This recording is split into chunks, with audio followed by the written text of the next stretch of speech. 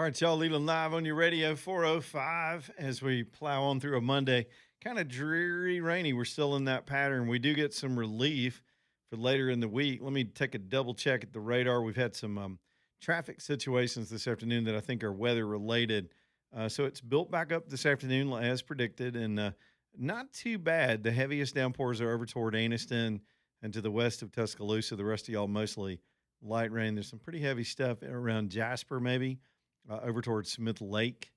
So y'all, if you're underneath that, you're going to get some rain. I noticed earlier today there were some washouts on some county roads in north east Alabama from all the heavy stuff that North Alabama got last night. So still rain chances tomorrow, but not as much as today, and then it eases off. Thursday looks to be the driest day of the week. Not a zero chance, but not as much of this rain. It has been good. We've knocked out the drought maps and all that's looking good, but just a quick update on that. A couple of random headlines as we get cranked up this hour. First up, somebody got bit by a shark down in Panama City near one of the marinas and has now been hospitalized. They're more certain that it was a shark bite than the 30A incident last week, which may not have been marine wildlife. Things happen in the ocean. So there's that. The Gulf's making all kind of news today. We had an earthquake just off the coast of Cuba right before the show started today. They felt it all the way through central Florida, most of South Florida. This was hundreds of miles away. A 6.1 based on the U.S. Geological Survey, a very rare event for the Gulf of Mexico. Second biggest one ever recorded. No damage reported. Don't have anything out of Cuba on damage, but a lot of video of things shaking on shelves and people going about their business when that happened. This is following up from a huge earthquake, 7.8 in the Philippines overnight our time, and that was quite devastating for them. Philippines are scattered out all over the place, so it depends on where you are, of course. But a lot of seismic activity, and you got the El Nino building out in the Pacific, and that could change all the weather patterns through the rest of summer, and a possible tropical system. Y'all want anything else on the outdoor menu today? Shark, AJ, if this were National Geographic, we got sharks, earthquakes, El Nino in the Pacific, and now earthquakes, and now possible hurricane. What else y'all want? Killer bees. Well, we got screw worms in Texas. How about that? We talked about some of that last week. 407, storm restoration. Speaking of weather, bringing you the show tonight.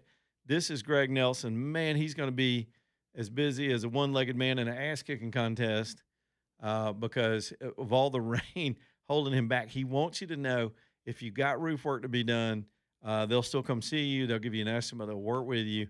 Some of the projects do get backed up for companies like his during this time of the year, but they're getting after them as fast as possible. What you do know is if you got an emergency, if you have a leak, you need to get a tarp, whatever you need to get through. When they can catch up, they'll catch up and they'll get those projects all knocked out. You're dealing with a quality individual, just a straight up great American who runs a fine company that's almost 30 years old with a lot of his sons and daughters working with him in the company. I love that. That's America. You got generations doing what the family does. There's a lot of knowledge, institutional wisdom like that gets passed on to the next generation. They learn how to run the company the way dad and mom did, and that translates to a company that wants you to be happy. They're going to be around. They're your neighbors. This is not a troll operation or all these fly-by-night people that hitting you up on, man, I've gotten outreach on text messages. I had a relative that had a company say, hey, we're flying drones over your house. And we noticed something. Get the hell off my house. What you doing over my house with the drone? What are you, Iran? Don't look, go with the company that's been around, is going to be around, whether it's a full job because it's getting old or an insurance claim. Greg's got you covered. Here comes the phone number. Every night I kind of give you a minute to write this down so you can get it somewhere. 205-542-3531, 205-542-3531, Storm Restoration Roofing. Ted is on a cell phone. What's up, Ted? Man, who chooses your lead-in music? AJ, sometimes I'll give him ideas. We pick up weird stuff, but AJ puts it together and pulls the trigger on whatever he's feeling in the moment. AJ, you do a fantastic job, man. Appreciate that. I hear the lead-in music when I'm just listening to the show, and it's always fantastic. What really gets me is, I never recognize the artist. I don't really like the word artist. When I grew up, they were singers. Oh yeah. Or entertainers, but at the most. But it's always terrific. I'm going, who the hell are these people? Where do I find this stuff? But I wanted you to know, AJ, you really do well. Well, I almost listened to your show just to hear who's going to. Oh, I know. AJ has better music on our show than some of the music stations. Listen, from the day one, and I'll let AJ speak to that too, Ted. We decided, the day we started the show, to not play worn out, familiar stuff, catch people by surprise, find the new things, promote upcoming talent. AJ surprises me some days with stuff that we find, and it's designed to be that way. We try to find a good groove and put it in your face. Why don't you announce who does it? Well, I do that sometimes. AJ used to keep his song list as like Colonel Sanders would have given up the 11 herbs and spices before AJ would have. But AJ, didn't you post a couple times? You'll put that stuff up. Yeah, I've done a couple of times, but then schedule and time would be kind of like getting to me, and then I'll plan it to do it, and then I get home and I got two little ones that's running around jumping on me. And then by the time I just like, oh, yeah. So the answer to that, Ted, is we're old and we got the #1 show and we're old divas and we're too lazy. The only thing I've got to say that is, AJ, get your priorities. Forget them kids, man. We got to know who the songs are. Yeah. Thanks, Ted. Appreciate you, man. Yeah, thank you. No, you can't have a life, man. You're supposed to be here all the time. I know. It would take a few minutes to type all that up. And sometimes I can't remember. People will text us and go, what was that? Tell me the name of this song. Yeah. And I'm like, dude, that was 30 minutes ago. I don't remember what I said or what we were doing. Because I'll sit here and groove to it and I move on with the show. But we do keep, and there's just this huge bank of songs that you have pulled. Yeah. You just randomly grab one depending on what we're doing. Yeah, I do get calls from somebody. Like, man, what was that song? It goes like da da da da da. And they played start it like 3 months ago. I was like, wait a minute. Yeah, dude. What? This ain't karaoke, man.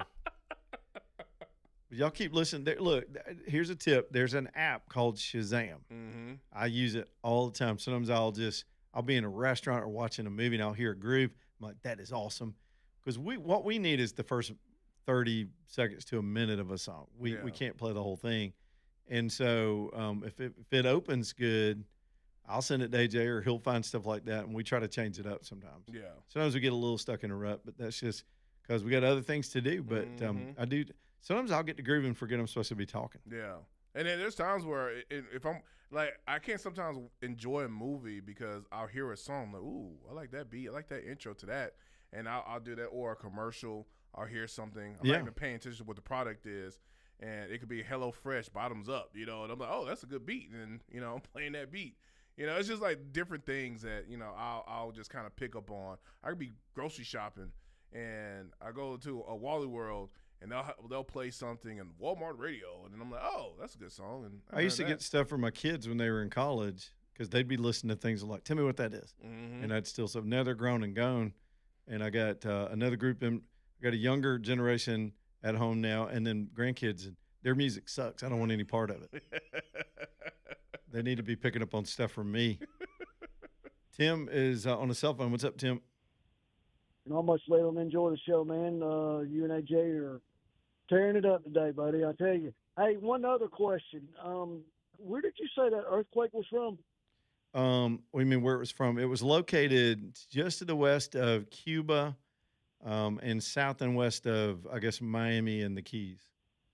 Okay, Gulf of what? Gulf of America. Did I say Mexico? Did I say Mexico? Leland, come on, buddy. Thank you for correcting me, Tim. We're still trying to learn. I know that. I got that age thing going on too. 1965. Okay. Dude, I've been saying Gulf of Mexico since I was born. It's going to take a minute for a brother to work that out. Right, you know what? Hey, Tim, it ain't Enjoy ever the going to show, stick. man. The minute Trump's going, y'all know we're going back to Mexico, right? Everybody knows this, right? I don't doubt that one bit. Thanks, man. Enjoy the show. Gulf of America. Maybe they can name it the Strait of Trump. What about the Gay of Hormuz? We keep talking about the Strait of Hormuz. It's Pride Month, man. What's the deal? I mean, there is a curvature there. It's not really technically straight. Okay, can I do the Hello Fresh thing again? Come on, y'all. I don't even know how to talk about this. I mean, I ain't gonna lie, it is pretty funny. It's either the funniest thing, either our side has lost their sense of humor, or I'm telling you, maybe the gay community would be offended by this more than. But here's the thing. All right. Hold on, let me go restate ahead, it. go ahead. Okay, let me restate it as delicately as I can put this. You ready? So tell me again, HelloFresh is like a food delivery. Yeah, it's a food delivery. They bring it to your house like Yeah. what? Like dinners and stuff. Grubhub and DoorDash. Well, no, it's different. So you order meals. So like, and they have like all the ingredients for that particular meal. So you pick like a dinner that you want to cook, for the family or for yourself, and they'll send you all that, including all the ingredients, everything for that particular meal. So that's what that is. So I've got a new sponsor coming on, I think, in a couple of weeks that y'all are going to that do a better job than this, and they will not have any innuendo, or in this case, innuendo references. Longtime listeners will get that. So HelloFresh decided to salute Pride Month with a what do you call a little screenshot? It's just a meme, just a little meme. And here's what it says. It's on a green background. HelloFresh logo changed to the rainbow stripes, which it looks like a lemon with the rainbow stripes. I don't know what their logo is. Never used them. And here's their quote. Y'all make of this what you will. We all know eating isn't always a top priority this month. So let's just break this down. Let's pause there. When is eating not a top priority? Don't you pretty much die? Does it just mean Pride Month's more important than even having lunch? And they said, we respect that. And here's the line that got them into controversy. But those of you who are ... prepping ... we have an extensive lineup of high fiber recipes available. Happy Pride. Most reasonable people conclude that's colon prep. That's funny. I'm sorry, man. Are they laughing? I mean, as AJ said earlier, that's the kind of joke you and I would have made. Man, yes. Being off-putting, but these people are trying to sell products to Pride community, and I don't even know what products those would be. It's high fiber, beans, fava beans. We could go on and on. Spinach. I mean, look, man. I get it. You get a little sensitive about it, but nobody wants to imagine prepping your colon for Pride Month. I mean, just think about a colonoscopy. You know what I'm saying? Well, I know that's a medical procedure. Yeah. And that's disgusting, too, by the way, when you drink that prep and you blow and go for like 24 hours. I just had to do mine, so I get it. But, I mean, look, it's funny.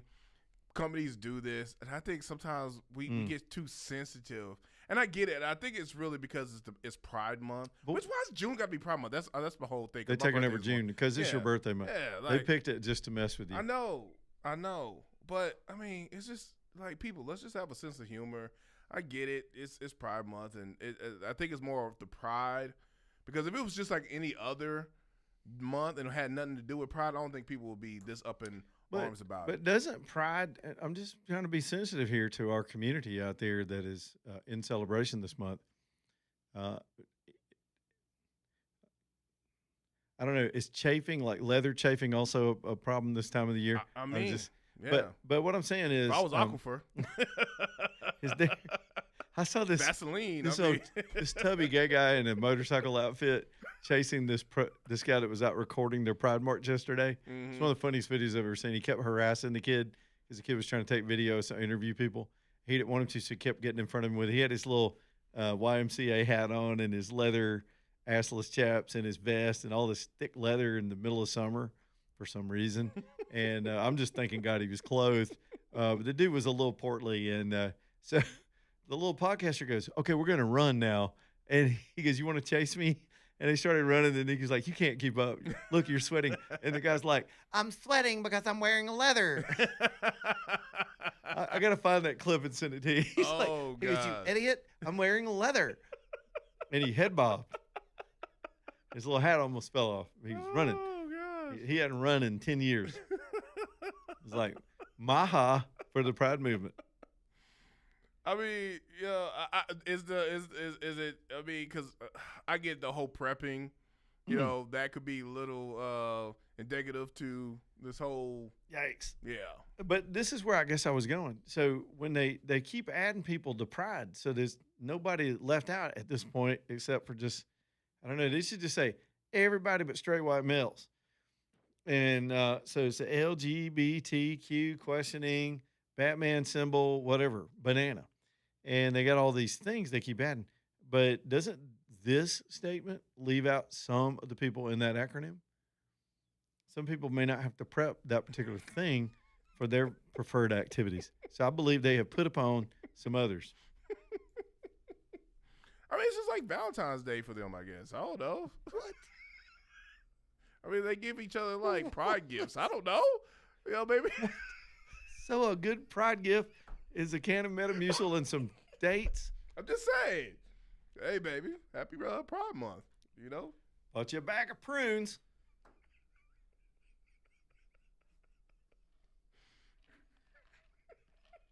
I want to quit now. Can I go home? I don't have a car. Hey, there's a Brokeback Mountain joke in here with the Yikes. horse. Since you ain't got no car. I'm on broke Jeep Mountain. Now Tapco just let me know they finished it.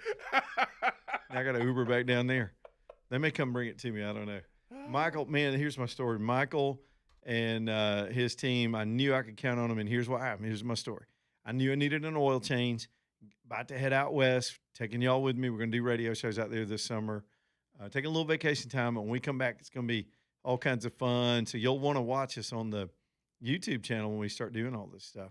So a lot of speaking of prep, I've had to do my own prep for June, AJ, and that really involves a lot of oil changes, and I mean actual oil changes. And so working on the beast, the big bus, and the Jeep. The Jeep goes with us and that's our dinghy to get around. So I knew it needed an oil change, but I said the magic words to Michael. I said, I don't want to get stuck out there with any issues. These guys know Jeeps probably as well as anybody in the world. And I said, so look through it and see what you find. Cause I mean, I want it to be right and tight when we get out there, some of these remote areas with this thing. And sure enough, they found some stuff that needed attention that I wouldn't have just found if I'd have just swung into an oil change place or any other place.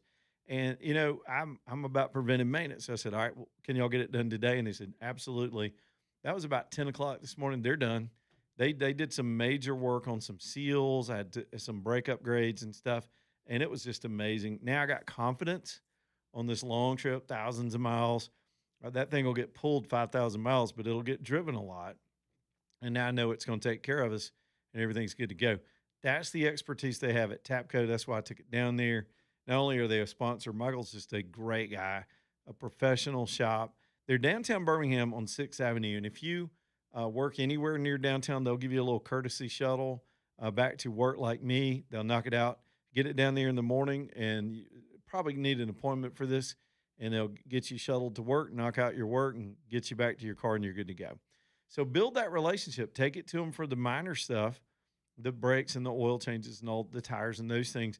But then at some point, something crazy is going to happen. You're not going to know what's going on, and you'll have a relationship. You'll have that trust factor. You'll know exactly who to call when the light comes on or something vibration happens or the noise starts happening and you're a little freaked out.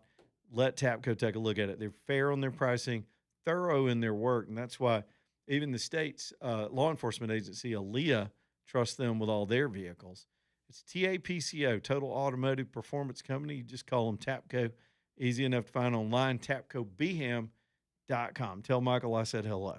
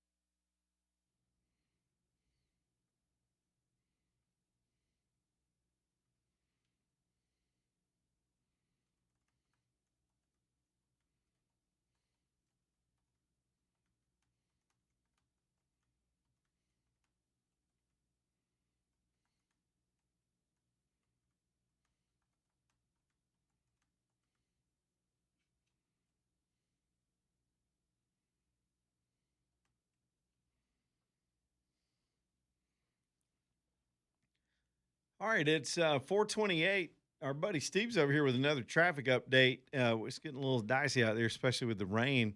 Steve, what's up, buddy? Hey, I-59 northbound, just north of the 231 Asheville, going up to Steele. Yep. It's down to 5 miles an hour for about 2 miles, and now I'm back up to 60, and I never saw anything why there should have been a slowdown, but it's Okay. slowed down between Asheville and Steele on 59 north. Okay, I was looking at the interstate and seeing, yeah, I see a little bit of a slowdown there. Don't know. Sometimes it's weather. They had some heavier rain there just a little while ago. People start tapping their brakes, and it kind of dominoes. People just slow down for a little bit, and it takes a minute for it to unkink, so to speak. Yeah, it was about 2 miles to 5 to 10 miles an hour, and now we're back up, 55, 60. But we're rolling again. All right, Just Steve, trying to that's let how anyone headed up towards Gadsden know. that's how you do it. So if you're Gadsden outbound, thanks, Steve. A little bit of a traffic quagmire right there. I think some of the worst of the rain. I think we're going to be out from under that watch pretty soon, even though there is more development tonight. Man, we'll see what other headlines or phone calls or whatever else we can do here the next hour and a half.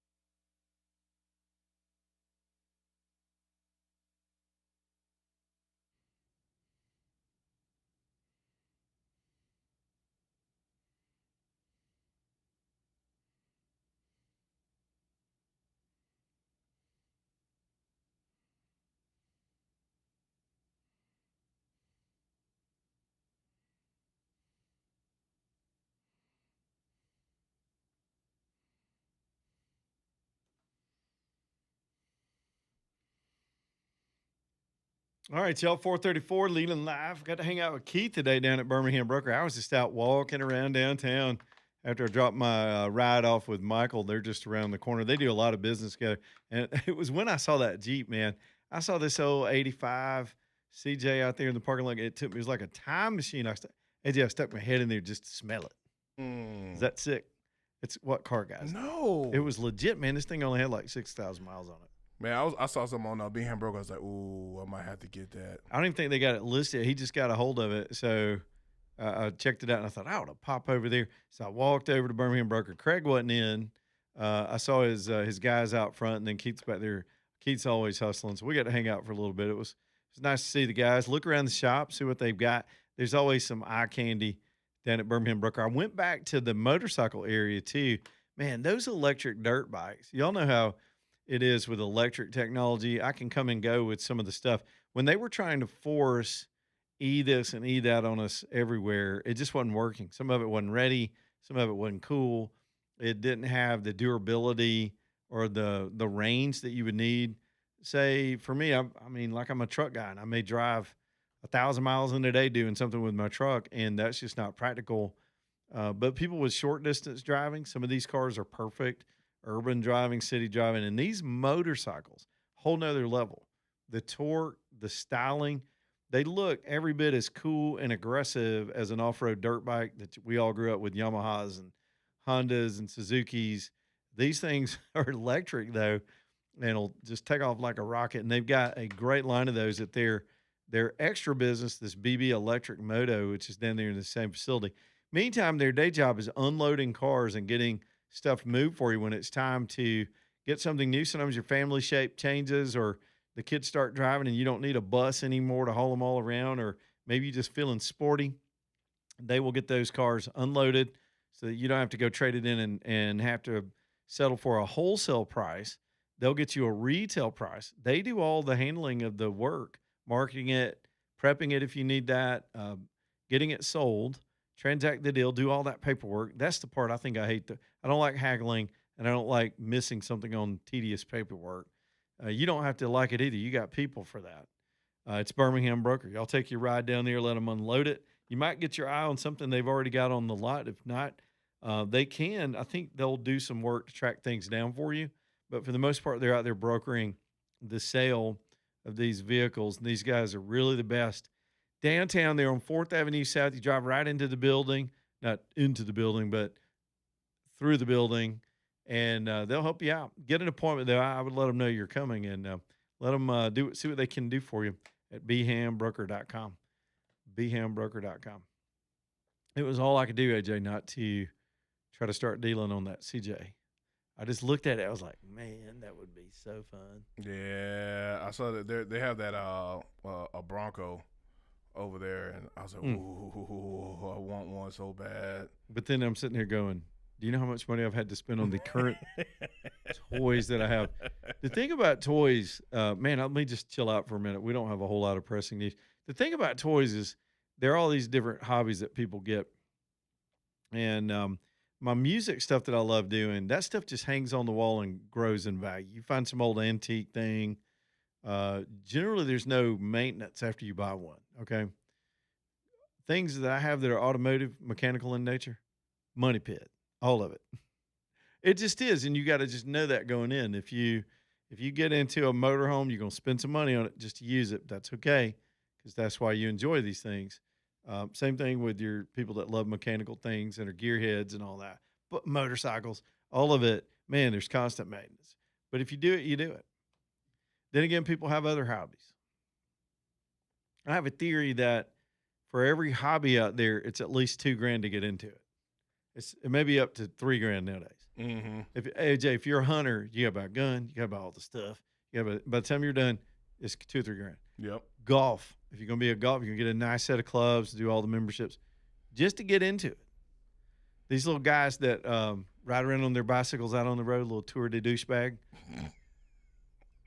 My son does it, so I'm in the family. Y'all, those things, that is some serious business. When you start looking at some of the expensive bikes that those guys ride. Man, and them tights ain't cheap either. Oh, them little up your ass crack pants that they wear. Speaking of Pride Month. Dude, my son, I've never seen him in his outfit. He's 6'5". You've seen him. Mm-hmm. He dwarfs me. The dude rides around New York City on one of these bikes with that outfit on. With the helmet and all that stuff, he too? got all that. Oh, wow. Me and his wife completely make fun of him all the time. He's got one of those anti-chafing shirts so his nipples don't rub. I mean, they're technical about it. Right. He does it, though. He's all into it. And he's like super tall, right? He's so huge. like, you got to just kind of keep keep your eyes because you don't want to. Yeah, I was like, you're so big, dude. You're like a bear driving a bicycle in a circus. What are you doing?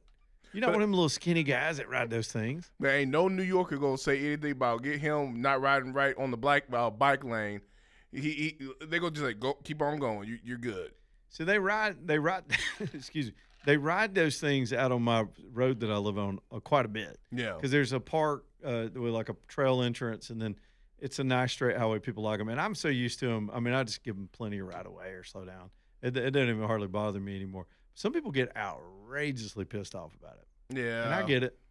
We've had this subject on the show before. I really don't want to go into it because that community is sensitive. I don't know which one is worse, bicyclists or geese.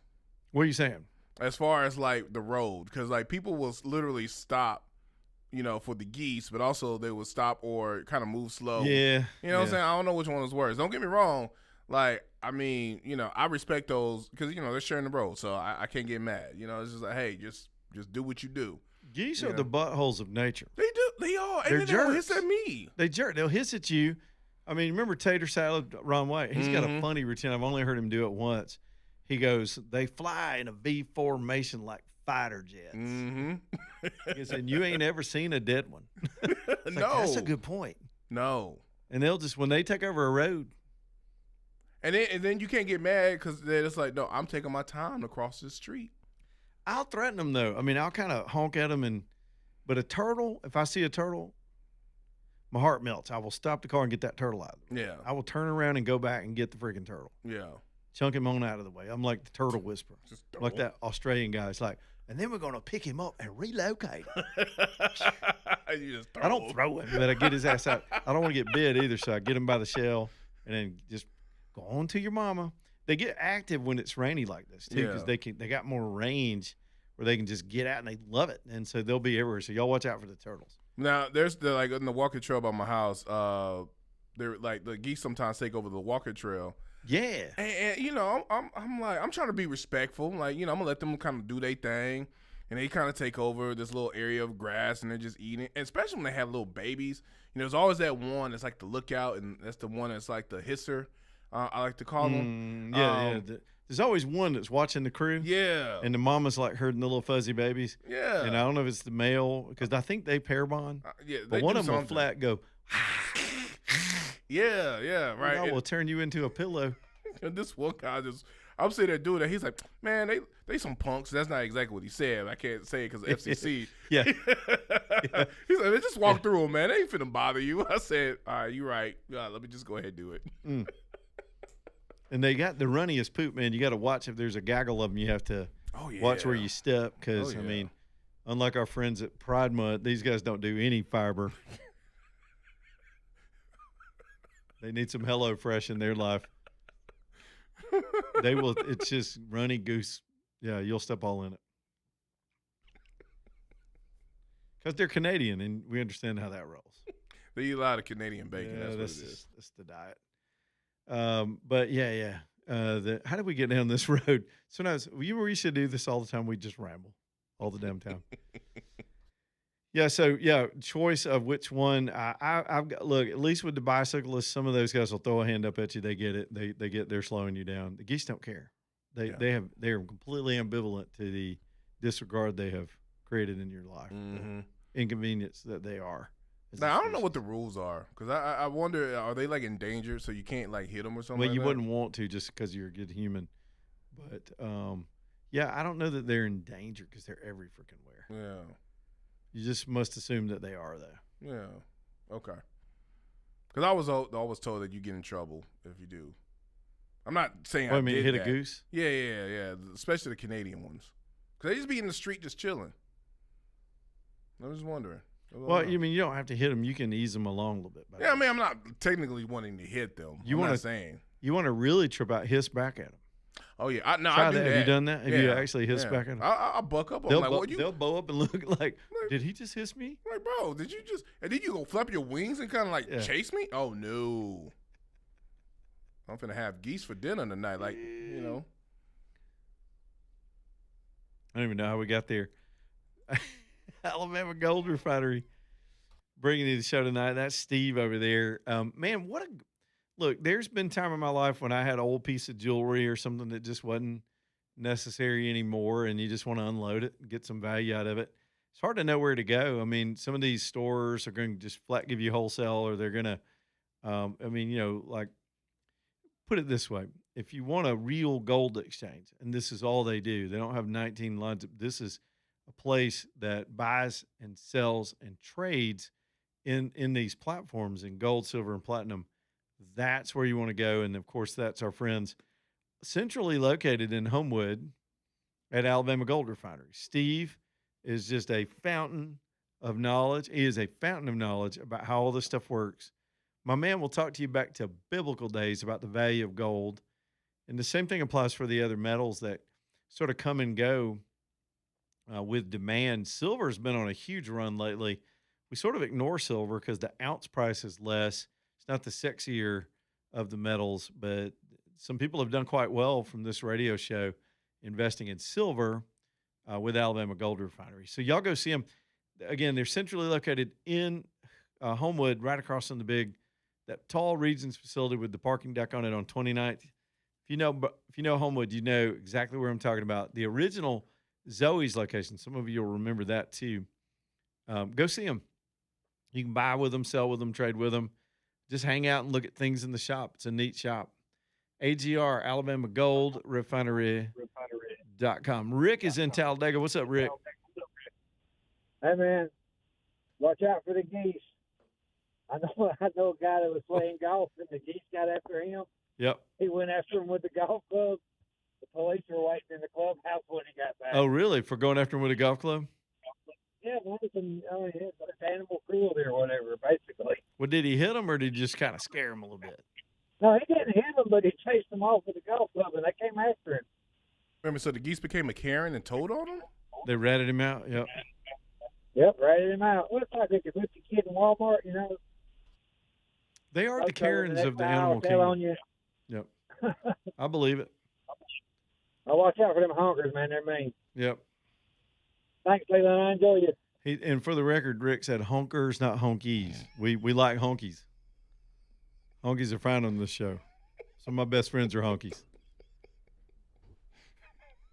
Remember George Jefferson used to call all his neighbors honkies? That was back when we could laugh at each other. That was so fun.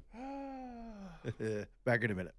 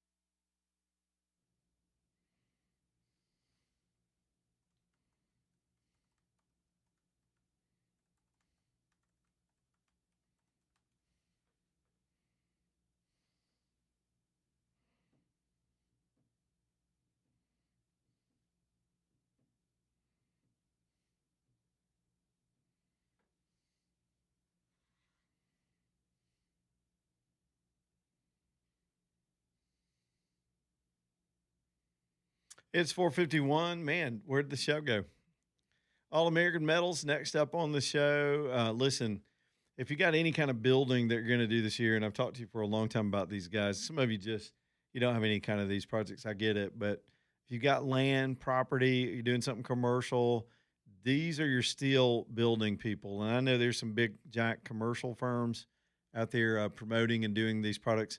Look, these guys have got experience back to the 1960s. It's two families. They own their own factories. They bend their own steel, all of it. They make their own framing in-house. They've got their own design teams, their own trucks to bring it to you. They don't trust anything in the supply chain to interrupt or add to their cost. That gives them good, I guess, sort of fully integrated delivery. And that's good for you because you've got in-person response. Their product and what they put together for you is very custom.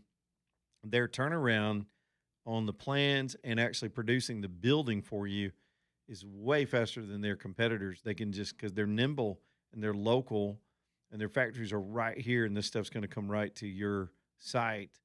And of course, because they're local, they can help you with, if you need to work with a financial institution to have everything you need buttoned up to get the loan done, or your zoning and approval boards. They'll give you stamp plans. Sometimes you got to get all that out of the way. They've even got recommendation on some of the other components you might need. If you need a contractor, for example, they got people that work with them all the time that can get this building built. No project too big or small. They can build giant warehouses or retail build outs, mini warehouse space, mini storage, huge sort of industry sector that they'll put a whole package of those together with the doors and all the whole thing. And then, of course, for my use, and some of y'all, it's going to be residential. That could be a good old-fashioned pole barn to get all your stuff in out of the rain and secured. It's so nice. When it was raining Sunday, man, that rain was hitting the roof, and it's just that sound. There's a sound I grew up with that, and it's just kind of a nice sound, doing my work, all nice and dry, getting things done. It's All American Metals, aa-metal.com. Over in I say Bessemer Hueytown because they've got factories all over the place. It's to look at their buildings and to reach out to them and get John or one of the team to talk to you. It's aa-metal.com. Bruce is up next, Birmingham. What's up, Bruce? Man, you think about geese, how mean they are. Yep. Man, I used to work for this company that had this little pond, and they had some geese, but they had some swans. Now, you think maybe swans are the sissies of the bird world, Oh, know? no, my friend. These swans were mean as hell. They would literally chase you down and bite you. Yeah, do you remember there used to be a story over in Hoover behind City Hall? They have this pond back there. I think it's still back there, and they had a couple of swans. If I remember right, for a while the swan was sort of the city's symbol. It was on their city logo. So they had these swans that lived back there in the big pond, and they were biting the hell out of people. They had a little walking track. These things, nobody would bother them because we didn't know if they were like company property. We wanted to farm them, but we couldn't because maybe the company owned them. Nobody really knew. It's like, well, I better leave it alone. And then one day, the company owner, he came around the corner, and one of them swans got after him. Oh yeah. And he wound up like a kicker, kicking a field goal. He didn't just kick this thing, okay? Do you remember that field goal that beat Auburn back in the 80s where that ball just seemed to keep going? Van Tiffin broke a bunch of hearts. Swan. Yeah. This swan, he kicked it. It just kept going and going. And I was like, okay. Somebody stood up to the swan. If there's like a LGBTQ bicycle rider who's also a pro swan in the pro swan movement, AJ, they've already wrecked the car listening to the show today. Probably going to get some complaints. All right, man. Have a good one. Bruce. We're not for animal cruelty, but those he's right. Those swans got a bigger presence, a bigger beak, and they a goose will hiss at you and chase you a little bit and sort of try to bow up. Right. A swan will chase you down and stalk you the rest of your life. It'll look you up on Facebook and come to your house and spray paint stuff on your house. Swan doesn't forget swan's mean. Well, you know what? There was a time where me and some birds had some issues because I don't know how this bird got in my house, But there was a bird that got in my house and ended up on my second floor, which is now my son's room. And I'm like trying to get this thing, and I was trying to like be gentle and like grab it and get out, but it was starting to crap everywhere. And then I pinned it with the broom I had, and unfortunately, circumstances happened, and AJ killed it with a broom. Yeah. Yeah, I was trying to be delicate with it. You murdered this bird with a broom. Well, then I put a little. I put like a little knife. And put his body next to it. And they put a little note, like just an like chirp, chirp, chirp, chirp, like a suicide note. So okay, yeah, so no. But I think some of his fellow birds kind of suspect something, because I swear they Hello Freshed me on my house. Oh, they pooped all over your house, is what you're saying? Yeah. Yes. So in the bird world, that you pretty much Epstein this bird, and they don't believe the suicide note at all. I'm just saying, they ain't got no video of it. Well, maybe they do. There's a conspiracy theory in the blackbird world that Leroy did not kill himself. Leroy would never do that. Not my Leroy. He was not suicidal. All he loved to do was fly and eat bugs. That's all he wanted. Cars. Ain't nothing wrong with that. That's what we all do. Leroy was just trying to get out the house. He wasn't trying to hurt nobody. There's a bumper song from a band called Railroad Earth. You got to play it next hour. It's called Bird in the House. Just about a bird trapped in the house. It's a metaphor, but still, you just reminded me of that. There was one in the barn the other day, and I couldn't figure out how to get him out. He was up in the top. He was an idiot. He just kept banging off the top. I'm like, dude. So finally what I did was turn the lights off and close the big door and left the walk-in door open so he could see the light. And it worked. He came out of there. He saw the light. He saw, but with all the lights on, he was just, poor little thing was so confused. I just didn't want to have to hurt him. Yeah, I was trying to do that and shoo him towards my door. Yeah. But he was freaked out. I was freaked out. So somebody had to go. Yeah, I understand.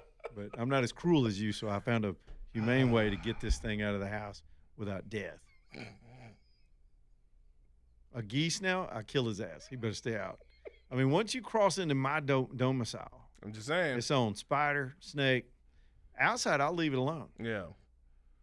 Saw a black snake the other day. Just slithered. He slithered right off. His little king snake. He ain't gonna hurt anything. He was like, "What's up?" But if he's inside the building, it's a whole nother set of rules. Yeah, we're about to protest in front of Leela's house. Yeah, it's on. Not that kind of black snake. I meant to say African American snake. I'm sorry. Thank you. Put some respect on his name. Sorry, brother. Say his name. Sam.